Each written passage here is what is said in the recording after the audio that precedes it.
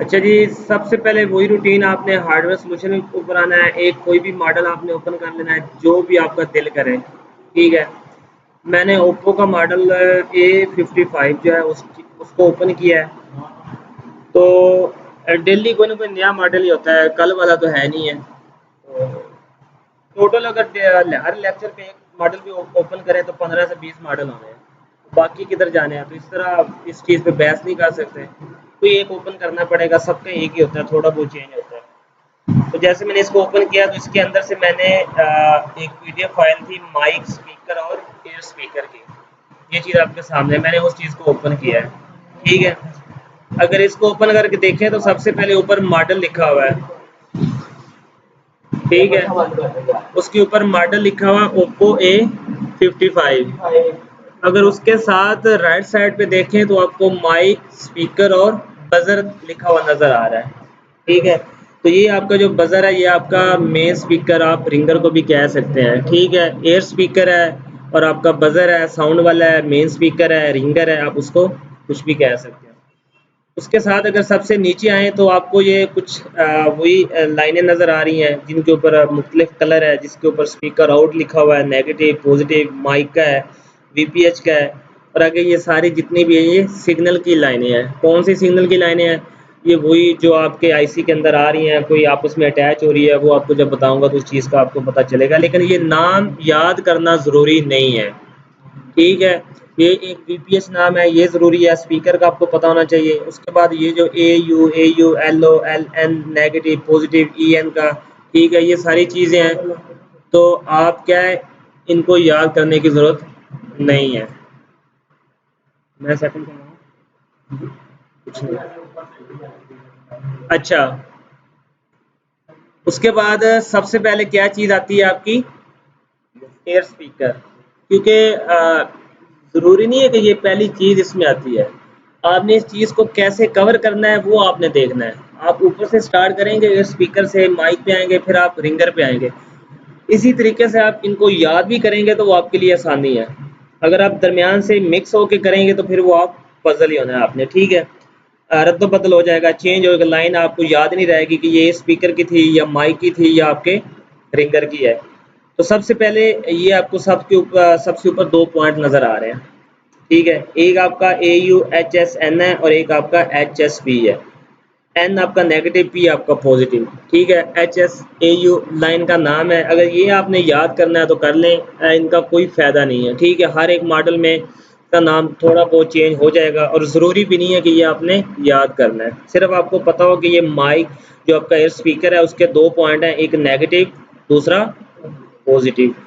तो ये इधर से आउट होके आपके सीधे इन कंपोनेंट्स के ऊपर आ रहे हैं, ठीक है। सबसे पहले इसके ऊपर ये चीज़ आ रही है, ये क्या चीज़ है? ये कैपेसिटर है, ठीक है। और उसके साथ ये आगे क्या चीज़ आपको नज़र आ रही है? ये आपको रजिस्टर है, ठीक है। लेकिन इधर थोड़ी बहुत साइज़ में बड़ी आपको नज़र आ रही है, थोड़ा बहुत कलर का फ़र्क है। क्योंकि बोर्ड जो होते हैं ना वो फ्रेश नहीं होते, उनके ऊपर वर्किंग हुई होती है, तो इसलिए थोड़ा बहुत इसमें डाउट रहता है। उसके साथ आगे ये आपके एक और कंपोनेंट के साथ अटैच हो रही है, ठीक है। उसके साथ आगे आपका कैपेसिटर है, कैपेसिटर आपका पैरेलल है, ये भी आपका पैरेलल है। ये जो चीज़ है ये आपकी सीरीज के ऊपर है, ठीक है। और ये इधर से दोनों लाइनें आपकी आउट होके कहाँ जा रही हैं? ये आपके पावर आईसी के अंदर जो साउंड आईसी का सिस्टम है, जो कनेक्शन है, उसके अंदर ये चीज़ आपकी इन हो गई है। किसकी? रिसीवर की। पॉजिटिव और नेगेटिव, मतलब वो इधर से आउट होके उधर गई है ना। तो मैं ऊपर से लेके आ रहा हूँ तो आपको ये चीज़ बताइए। तो ये चीज़ इधर से आउट हुई है और आपके रिसीवर तक जा रही है, ठीक है। अगर एक मिसाल है, अगर आपका रिसीवर नहीं चल रहा तो आपने क्या करना है? पहले तो आपने रिसीवर को चेक कर लेना है। रिसीवर पे आपको दोनों तरफ प्रोब लगाने से बीप और 28 से लेके 32 तक रीडिंग आनी चाहिए। फिर उसके बाद आपने बोर्ड के ऊपर आना है, विदाउट बैटरी एंड चार्ज करना है, ठीक है। इन दोनों पॉइंट के ऊपर आपको GR वैल्यू आनी चाहिए, रीडिंग आनी चाहिए, ठीक है। कम से कम रीडिंग आपको 300-400 से लेके 600-700 के दरमियान में कोई भी आपको आनी चाहिए, ठीक है।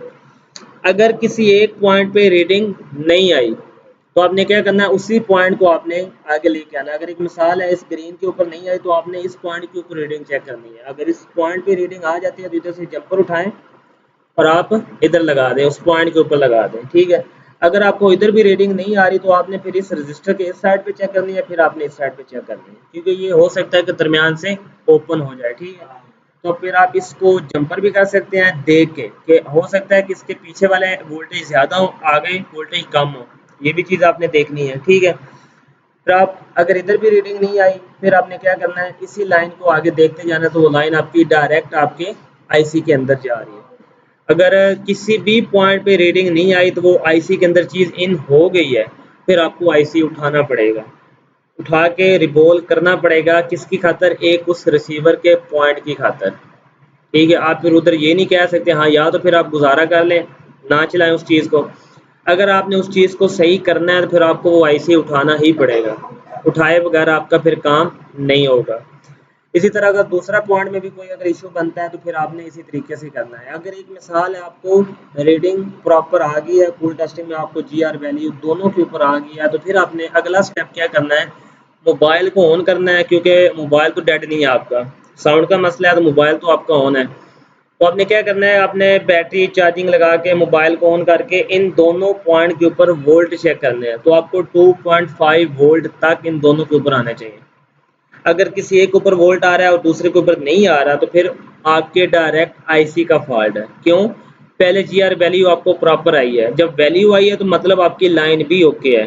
हाँ, वैल्यू अप एंड डाउन जब होगी तो वो आपने पहले कवर करनी है। अगर 300 की जगह पे 1000 आ रही है या 500 की जगह पे 100 आ रही है, तो वो आपकी लाइन फिर भी डैमेज है, ठीक है। आपने उस लाइन को पहले ओके करना है। ये बात मैं उस टाइम कर रहा हूँ जब आपकी जीआर वैल्यू बिल्कुल ओके है। जीआर वैल्यू वही चीज़ है जो आपकी नंबरिंग आती है, जो रीडिंग होती है। अगर वो आपको आ गया है, वोल्टेज नहीं आ रहे, फिर आपके आईसी का फॉल्ट है। अगर एक में नहीं आ रहा, दूसरे में नहीं आ गया, तो फिर भी आपके उस आईसी का फॉल्ट है जिधर से वो लाइन आउट होके आ रही है। उसके बाद दूसरा नंबर आपका है माइक का, ठीक है।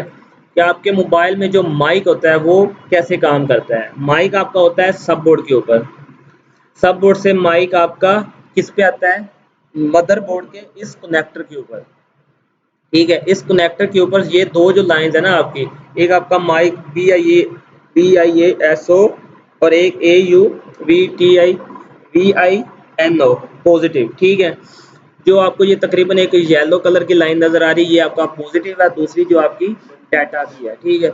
ये दोनों लाइंस आपकी इधर से आउट होके आपके इन कंपोनेंट से होके, ठीक है, जो आपकी सिग्नल की लाइन है वो इस कैपेसिटर के साथ अटैच होके आपके पावर आईसी के अंदर चली गई है। साथ आपकी जो दूसरी लाइन है वो भी एक कैपेसिटर से होके आपके साउंड आईसी के अंदर चली गई, जो पावर आईसी के अंदर लगा हुआ है, ठीक है। अगर आपका माइक नहीं चल रहा तो आपको दोनों पॉइंट के ऊपर जो रीडिंग है उसका आना ज़रूरी नहीं है। आपको जो एक पॉजिटिव लाइन है उसके ऊपर आपको रीडिंग आना ज़रूरी है। अगर जो पॉजिटिव पॉइंट है, जो डाटा का सॉरी पॉइंट है, उसके ऊपर अगर आपको रीडिंग आ भी जाए कोई बात नहीं है, अगर ना भी आए तो फिर भी खैर है। क्यों? इसने आपकी फीडबैक देनी होती है। जब माइक एक्टिव होता है उसके बाद इस चीज़ इधर से सिग्नल आपके आउट होते हैं और वो आप चेक नहीं कर सकते ऐसे, ठीक है। लेकिन एक चीज़ ज़रूरी है कि ये लाइन आपकी ओके होनी चाहिए। ओके कैसे करनी है, एक बार आपने इधर रखनी है मल्टीमीटर की बीप डायोड मोड पे, और दूसरी जो है आपने जो वायर है वो आपने इधर रखनी है। तो आपको क्या आना चाहिए, बीप आनी चाहिए। अगर बीप आ गई तो मतलब ये लाइन आपकी ओके है, ठीक है। उसके बाद अगर आपका फिर भी वो नहीं चल रहा तो फिर आप क्या करेंगे, वही बैटरी लगाएंगे, मोबाइल को ऑन करेंगे, तो आप पॉजिटिव पॉइंट पे वोल्ट चेक करेंगे, तो 1.8 2.0 1.2 इस तरह के आपको वोल्टेज आपको इधर मिलेंगे। तो वो चीज़ आपने चेक करनी है। अगर वोल्टेज आपको मिलता है तो फिर आपका ओके है। अगर वोल्टेज नहीं मिलेगा तो फिर आपने इसको भी पावर आईसी के अंदर जो साउंड आईसी है वही दे रहा है, ठीक है। ये लाइन आप देखें ना कहाँ जा रही है, उसी आईसी के अंदर से आउट होके आपके इधर आ रही है। उसके बाद ये सारी लाइनें आपकी पावर आईसी या साउंड आईसी से आउट होके आपके इन तक आ रही हैं, ठीक है। तो मैं आपको एक चीज़ समझा रहा हूँ कि ये लाइन आपकी जो रिसीवर किया है, जो रिंगर किया है, लाइन इधर से आउट होके किस आईसी तक जा रही है। इन आउट नहीं बता रहा। इन आउट क्या है, वो आपका ऐसे ही है कि पावर आईसी या साउंड आईसी आउट करके इनको दे रहा है, ठीक है। और इधर से लाइन में ड्रा करके आपकी उस आईसी तक लेके जा रहा हूँ, ठीक है। तो उसके बाद आपका जो स्पीकर है जिसकी ये दो लाइंस है, ये भी आपका सब बोर्ड के ऊपर होता है, उधर से दोनों का कनेक्शन आपका मदरबोर्ड के इस BTP कनेक्टर के साथ आता है, ठीक है। ये बैटरी कनेक्टर के साथ ओप्पो 55 जो है उसके साथ कनेक्टर, उसके ऊपर ये दो लाइनें आपकी इधर आती हैं और ये आपके इधर से होके कहाँ जा रही है, ये स्पीकर नेगेटिव और पॉजिटिव की लाइन है, इन एक एक कैपेसिटर के साथ अटैच हुई है पैरेलल में, साथ आपकी इन दो कॉइल से होके ये कॉइल आपकी सीरीज में लगी हुई है, ठीक है। और ये कॉइल और दूसरी कॉइल में आपको साफ अंदाजा हो रहा है कि ये वाली जो कॉइल है और इस कॉइल में कितना फर्क है, ठीक है। ये कॉइल आप क्यों इस्तेमाल करते हैं, साउंड की क्वालिटी को अच्छा करने के लिए, उसकी आवाज़ को क्लियर करने के लिए, और इस चीज़ को आप जंपर भी कर सकते हैं, ठीक है। ट्राई करें कि आप इस चीज़ को एज इट कॉइल की शेप में लगाएं। अगर आपके पास कॉइल नहीं है तो आप एक जंपर वायर को कॉइल के तौर पे भी इस्तेमाल कर सकते हैं, उसको कॉइल की तरह बना के आप उसको इस्तेमाल कर सकते हैं, ठीक है। तो ये आपके इनसे हो कि आपकी किस आईसी में जा रही है, इस साउंड आईसी के अंदर, ठीक है। साउंड आईसी के अंदर गई है तो साउंड आईसी ने अभी एक्टिव होना है पहले। माइनस इसको कहाँ से मिलेगा, माइनस इसको सर जी उधर से मिलेगा, किस जिधर ये आईसी लगा है उधर से मिल जाएगा। साथ इसको चाहिए वीपीएच की पावर, ये जो लाइन है एक कैपेसिटर से होके आपकी वीपीएच की लाइन ये कहाँ से आ रही है, कहाँ से आनी चाहिए, वैसे चार्जिंग आईसी से आनी चाहिए, ठीक है। तो ये आपकी इस आईसी के अंदर ये जो BQ 25890H ये इस आईसी का नंबर है मीडियाटेक का, ठीक है। तो इसके ये 4 पिनों से ये चीज़ आउट हुई है, एक कॉइल में गई है, कॉइल से होके आगे कैपेसिटर से होके ये वीपीएच की लाइन इधर से आउट होके आपके साउंड आईसी में इन हुई है, ठीक है। उसके साथ ये वाला एक सिग्नल ऑडियो का, ठीक है, EN सिग्नल है, ये आपका कहाँ से आ रहा होगा, CPU से, ठीक है। ये आपका CPU से इस पॉइंट से आउट होके आपके साउंड आईसी में इस पॉइंट के ऊपर इन हो रहा है, क्लियर। साउंड आईसी एक्टिव हो गया, उसको माइनस मिल गया, उसको पॉजिटिव मिला, उसको सिग्नल मिला। उसके बाद उसने क्या किया कि दो स्पीकर की लाइनें पॉजिटिव नेगेटिव एक एक कॉइल के जरिए आउट करके आपके रिंगर तक पहुंचा दी। अभी उसके बाद आपकी एक चीज़ रहेगी कि जब आप एयर स्पीकर को यूज़ करते हैं, ठीक है, या आप स्पीकर को यूज़ करते हैं या एयर रिसीवर को, रिसीवर जो आपका एयर स्पीकर है उसको यूज़ करते हैं या आप रिंगर को यूज़ करते हैं, तो दोनों एट अ टाइम काम आपके नहीं करते, या तो आप रिसीवर में आवाज़ सुनते हैं या आप स्पीकर में या रिंगर में आपकी आवाज़ आती है। तो इसके लिए आपका जो साउंड आईसी जो पावर आईसी के अंदर है, जिसका कनेक्शन रिंगर के साथ नहीं है, जिसका कनेक्शन एयर स्पीकर के साथ है, और दूसरा वो आईसी जिसका कनेक्शन आपके रिंगर के साथ है, इन दोनों का आपस में भी कनेक्शन है ताकि ऊपर से सिग्नल नीचे आए और नीचे से सिग्नल ऊपर जाए। अगर आप रिसीवर पे हैं तो वो ऊपर वाला स्पीकर आपका रिसीवर काम कर रहा होता है, अगर आप लाउड स्पीकर करते हैं तो वही आपकी आवाज़ आपके रिंगर तक आ रही होती है। तो वो रिसीवर का कनेक्शन साउंड आईसी जो पावर आईसी के अंदर है उसके साथ है और रिंगर का कनेक्शन साउंड आईसी के साथ है। तो पावर आईसी के अंदर जो साउंड आईसी एक वो आईसी और एक जो रिंगर वाला आईसी है, इन दोनों का आपस में भी कनेक्शन है, तो वो इन दो लाइनों के जरिए है, ठीक है। ये जो दो लाइनें हैं AU LOLP और LOLN नेगेटिव और पॉजिटिव, ये आपकी पावर आईसी से आउट होके आपके इन कंपोनेंट से ऊपर होके आपके ये दो कैपेसिटर लगे हुए हैं, आगे आपके रजिस्टर लगी है और इधर से होके आपके साउंड आईसी के अंदर इन हो जाती है। और इस इनमें सिग्नल है ना, इनमें वोल्ट भी हो सकता है और सिग्नल रीडिंग भी हो सकती है, ठीक है। दोनों चीज़ें होगी, सिग्नल भी होगा और वोल्टेज भी आपको आएगा, ठीक है। ज़रूरी नहीं है इसमें आपका वोल्टेज हो, क्योंकि ये सिर्फ आपकी सिग्नल की लाइन है।